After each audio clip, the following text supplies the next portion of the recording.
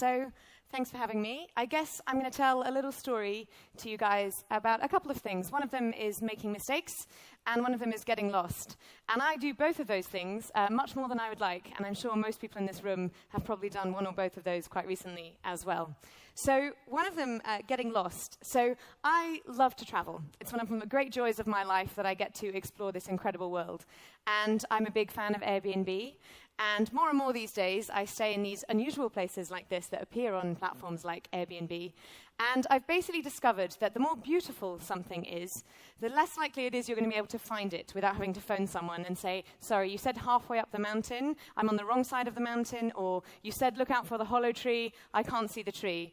And this is because some of the best places in the world, places we'd like to visit, don't have addresses. And that is because we designed addresses, as I said earlier, a couple of 100 years ago. We really designed them around mail. So if you were going to send a letter to something, it has an address. So a house might have an address, a business might have an address, but usually a cabin in the woods or on the mountains doesn't have an address because no one's tried to send it mail. This is also a problem if you're like me and you're a coffee addict and you like to go around London and Berlin and places like this and discover the street markets where you might have incredible coffee. But if I discover this and I say this is the best coffee in London, how do I tell someone else where that coffee is? Because it doesn't have an address, because no one's trying to send a piece of mail to a truck that's driving around giving coffee. Anyone who's ever been to a festival will know how much time you spend on the phone saying, where are you? I'm near the stage. I can't quite remember where my tent is. Again, really, really easy to get lost. So it's frustrating that we get lost because not everywhere has an address. But then, when places do have addresses, it's really easy to make mistakes. And that is because we're human beings. We always make mistakes. That's going to happen. We're not going to be able to change that. And we often make mistakes with our machines. And the problem is, if you make a mistake with your sat-nav or your phone, we've got so used to trusting those machines. So often, what we used to do is you used to look on a map, maybe a big paper one. You might look on something before you went there, and you would zoom out and you'd go, okay, I'm going east, and then I'm going north, and I'm going to a big road.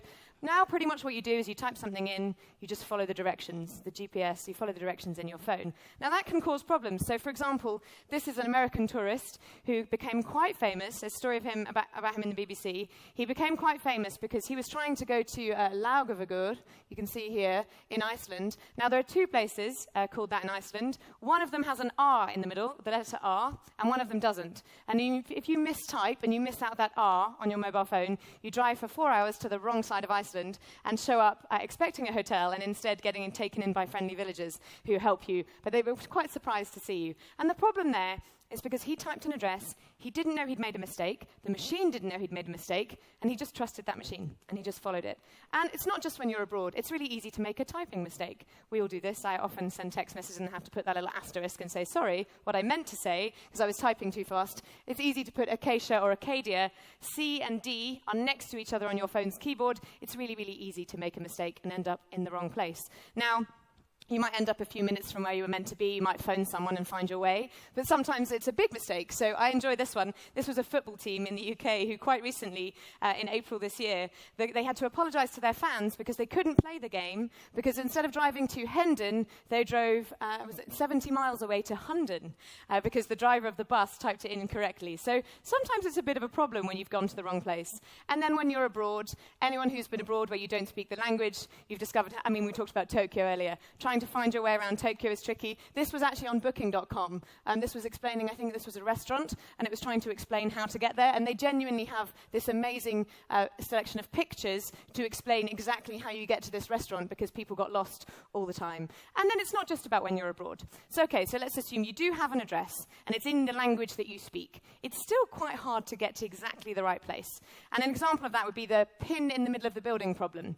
So if I say, let's meet at Harrods, or drop me off at Harrods. Now, this is a big department store in London. It's quite a famous one. Now, that pin in the middle of the building, it shows me whereabouts the building is. It gives me no information about where the parking is, where I should be get dropped off if I want to go to Selfridges, where the ride-sharing point is. There are lots of different entrances to this building and one address. which is frustrating. A lot of you might have found today various entrances to this building. We actually came in, we arrived at one, and then we got told to go around the other side of the building and go to another. So it's confusing. And it's confusing enough and common enough that you have things like this all around the world. So somebody's genuinely got a metal sign they've put to say entrance that side. That's how often people show up at the wrong side of that building. And then you think about things like hospitals, where this becomes really critical. So if you're going to the hospital, this is one address for a huge campus. Maybe you want to know where the A&E is. Maybe you want to know where the maternity ward is. Maybe you're visiting your friend and you'd like to know which wing of the hospital they're in. And with one address, it can be really easy to spend time wandering around and getting lost. Now, a couple of other examples of what's wrong with addresses. This one is a real-life example from my life, which is that it turns out when we designed addresses, we often designed them when you had small villages. And so, for example, this small village in Germany, when it was a small village, they decided they liked the name Pliningerstraße. And the village a few miles over also liked the name Pliningerstraße. But that wasn't a problem, because people kind of knew the village really well. This is now joined up. It's now an urban area. And it means you have two streets called Pliningerstraße within a 15-minute drive of each other. And I was staying in an Airbnb at one of them and surprised an old lady at the other because she was not expecting an Airbnb guest. And so this is a problem. And it's a problem all over the world. This is not just a German thing. This recently one of my colleagues was going to a meeting at Corporate Plaza Drive. Now, I can see 4 Corporate Plaza Drives on that map, and it's very, very hard to tell exactly where you're supposed to be going. And then let's think about voice. So all of this is annoying right now.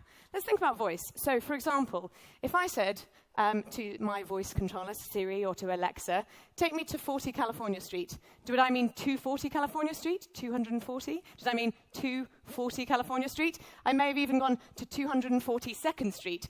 That could be 242 2nd Street. It could be, there are infinite variables, basically, that you could do with voice. So you have a serious problem with addresses and the way they were designed. Lawn Road is a perfect example of this from London. We've got Lawn Road, and spelt slightly differently but said the same, Lawn Road.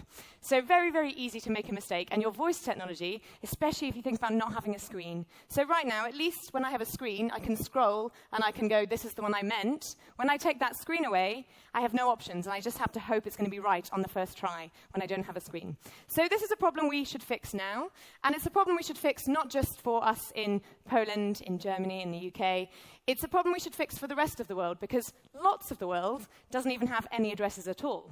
So this is not a problem of addresses aren't good enough, they're not accurate enough, I couldn't find the right side of the building, my pizza was 5 minutes late because they came to the wrong door. This is a matter of, this is what a lot of cities in the world look like. So you've got one street name, Asfan Road, lots of streets. Google has done an incredible job of mapping the streets. If you can get a satellite, you can pretty much get a map, but you can't get street addresses from a satellite. If they don't exist, they just don't exist. So this is a problem we should be solving, and it's a problem we should be solving globally together, and it's a problem we should probably solve in the next few years before we get to the autonomy point. So anyone who's used taxi apps will know what it's like when you are waiting for your taxi and they've come to the wrong place and you phone them and you say, can you see me?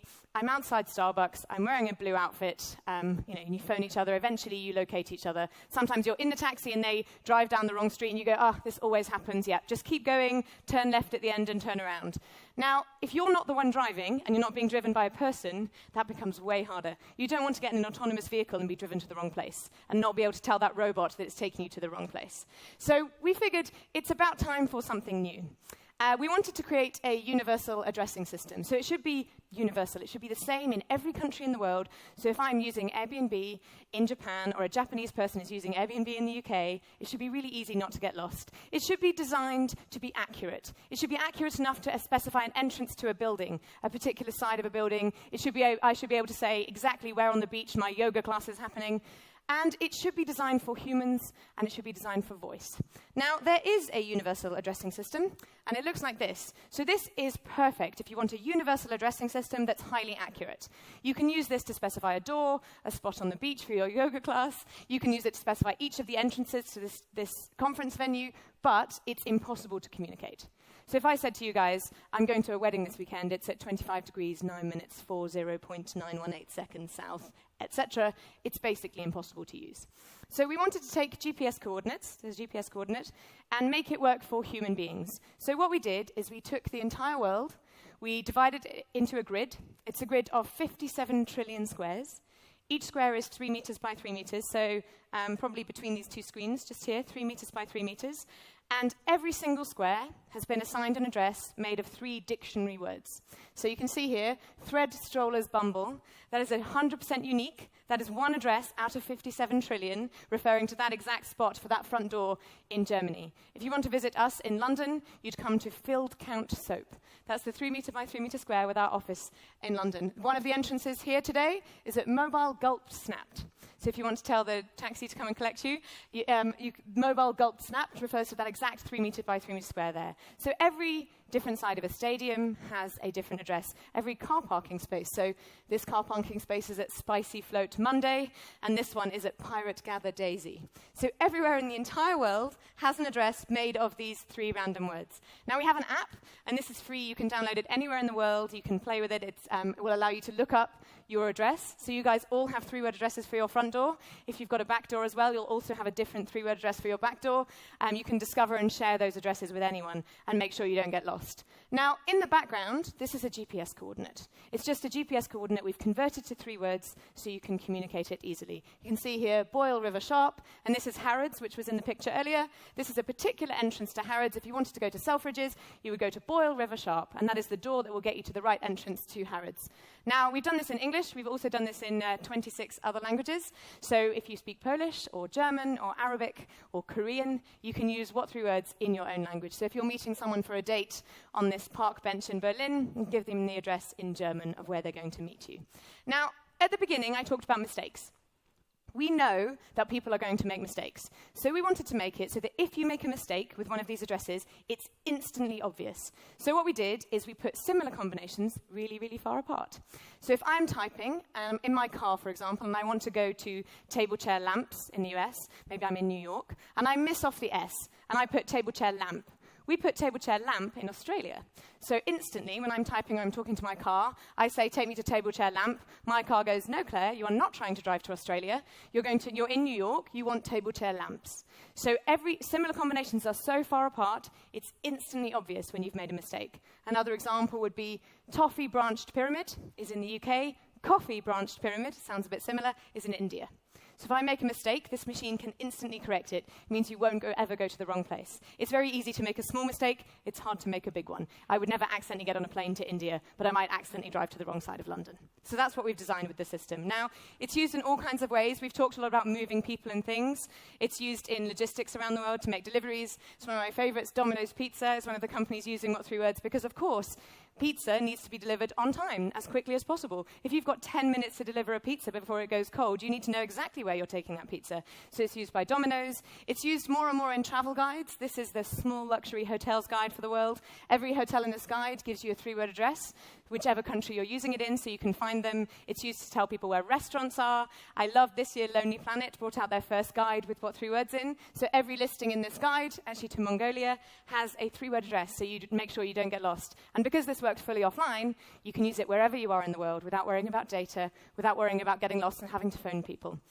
It's also used by Airbnb hosts. So Airbnb hosts all over the world are using 3-word addresses. This is a skiing chalet, very hard to find, and they're giving 3-word addresses to make sure that their guests don't get lost. Well, and then what do you do with it? If someone gives you a 3-word address, well, more and more you can type it into navigation apps and mobility apps. So this is Cabify. Some of you guys might use Cabify. It's like Uber or MyTaxi. And you can type in a 3-word address. It will pin on the map, and that taxi will take you to that exact 3 meter by 3 meter square. Similarly, it's integrated into TomTom solutions. So TomTom's bringing what 3 words to their users. And earlier this year, the first Mercedes cars hit the road with what 3 words inside. So you can get in a new Mercedes, particularly, for example, an A-Class or their new electric vehicle, and say, hey, Mercedes, navigate to Sunroof Mole Jingles, and it will take you to that 3 meter by 3 meter square. So no need for a long address. Just say 3 words and get to exactly where you need to be. Just a couple of things on to finish. One of the things I mentioned at the beginning was this is not just about getting your pizza faster or getting your Uber to find you. It's about thinking about how this works for the world. And one of the fascinating things that we've seen is how companies and organizations and governments are using what 3 words in places where addresses can actually be critical. So, for example, in a disaster, if you've had an earthquake and you no longer have an address because you don't have any streets, it's really more important than ever that you can communicate where people need to go, where goods need to go, where aid needs to go. And so the United Nations has integrated what 3 words into its disaster reporting app. app. Lots of governments and NGOs are using it around the world to reach people, whether they're people who live in rural areas who don't have addresses. In India, we're used with people who are living in informal settlements and slums. So the idea is 3-word addresses can be used whether it's getting your pizza, yes, but they can also be used in critical situations where actually an address and getting to the right place might actually save someone's life. So that's been really fascinating to see. And thinking ahead, we've loved seeing it integrated into autonomous vehicles. So this is ORLEN, an autonomous vehicle some of you guys might know. I think they've just recently shipped some to Copenhagen, but they've been based in the US. And they've got an incredible project called Accessible ORLEN, in which they've integrated what 3 words. So you can get in ORLEN, you can give it 3 words, and you can say exactly where you need to go with an autonomous vehicle as well. So that's pretty exciting. And now you guys know about what 3 words. So when you visit Ulaanbaatar, the capital city of Mongolia, and you see these 3-word addresses on every bus stop, you will know what that means. Or if you go to Paris, this is in fact an art gallery in Paris, and it's both the name and the address of the art gallery. So if you go to Tables Empty Workshops, that's the name and the address of this art gallery, or even the HQ of Deutsche Bahn in Berlin. So if you go to Berlin, the HQ of Deutsche Bahn has this 3-word address in German on their window, which I'm sure is highly confusing if you don't know what 3 words is, but you guys know. So this is what these 3-word addresses are. You look out for that 3/ sign, and that's 3-word addresses, and that's what we're trying to do, to create a world where people don't have to get lost, where it's okay to make mistakes, but you won't end up in the wrong place. So that's what 3 words.